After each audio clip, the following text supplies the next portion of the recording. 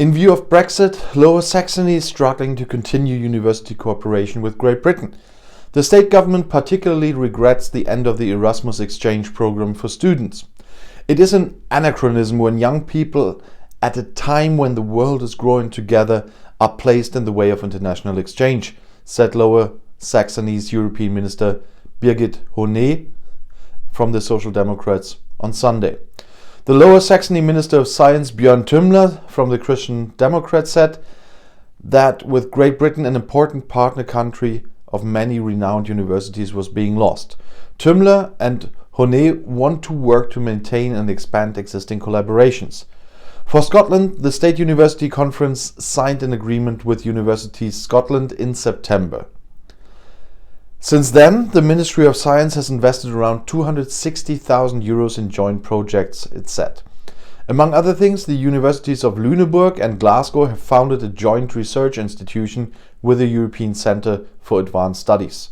The British decision to terminate the Erasmus program is devastating, primarily for the up to 35,000 British students for whom this program has guaranteed study and work opportunities in the EU every year, as well as students from EU countries who will start in September 2021, will be classified as international and therefore will have to pay several times the tuition fees at the universities of the United Kingdom.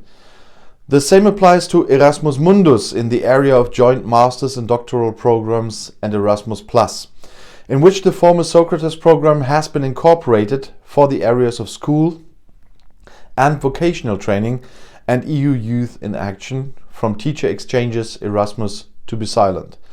In the British, mainly English universities, the Erasmus University Charter, which was prerequisite for active participation in these programs, is likely to disappear in the wastebasket.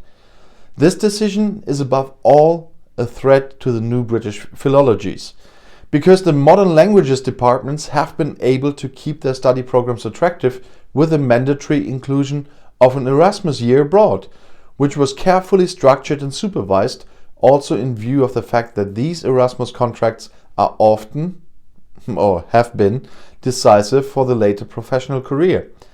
In addition, some of the best master's and PhD students came from the group of Erasmus visiting students. Whitehall is now simply ignoring the invaluable cultural added value of this undoubted EU achievement.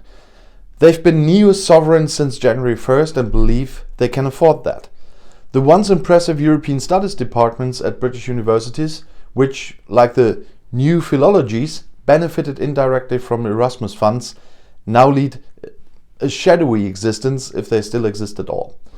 What does the replacement for Erasmus look like, which the Minister of Education Gavin Williamson triumphantly and conspicuously announced immediately after the deal with the EU became known, and which is to be introduced as a global exchange program from September 2021. The grant amounts to £100 million for the same number of students, which are only guaranteed for the financial year 2021-22 for the time being. It bears the name of Alan Turing, who was able to decipher the German Enigma code during World War II and thus achieved a decisive achievement in the war. No matter how one judges such things, it is crucial that it remains completely open whether the previous achievements of Erasmus can be even approximately covered by the new program. The respective educational institutions that want their students to benefit from this program now have to apply for appropriate funding allocations every year. There can be no longer any question of funding guarantees like Erasmus, which means further planning uncertainty on the part of the universities. What is certain, however, is that far fewer British students will come to the EU education area because non-European partner countries are likely to be preferred for student exchanges. The chairman of the umbrella organisation of British universities, Universities UK International, Vivienne Stern, spoke in an initial reaction of obvious disappointment about the exit from the Erasmus programme, owing to the Premier's recent breach of word, but at the same time of a fantastic development what the Turing program represents. Nothing better expresses the internal and external division that is also evident in the education system in Britain as a result of Brexit.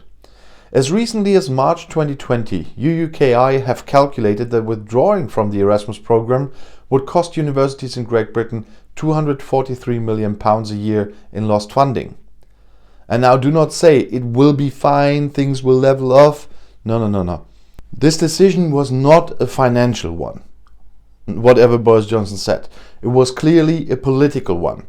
Even if one of the British representatives at the exit negotiations claimed that staying in the Erasmus program would have swallowed up hundreds of millions each year, a figure is fictitious as it was at the time.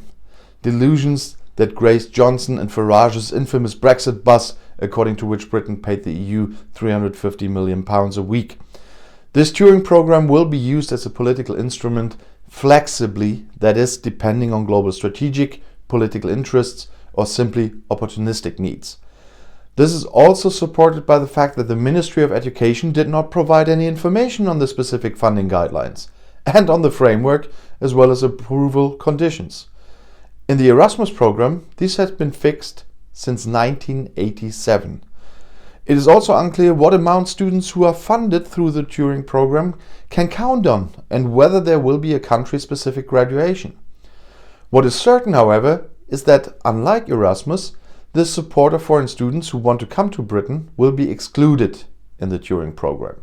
No, on the British side, they do not have the right to give the future of young people willing to train up their lifelong learning such a sub-area of Erasmus Plus on their doorstep. In Europe, a diverse cultural and educational reservoir that is unrivaled gamble, and they just gambled it away. It has already turned out to be a serious mistake in the Brexit negotiations not to have focused on education issues from the start.